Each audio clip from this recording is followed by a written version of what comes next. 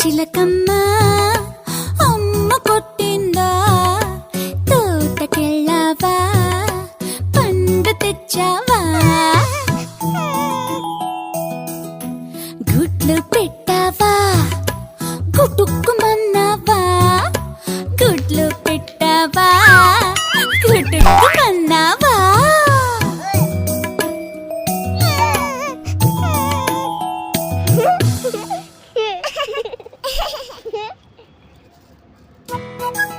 అదిగో చీమ వస్తుంది. ఎక్కడి నుంచి వస్తుందో అడుగుదామా?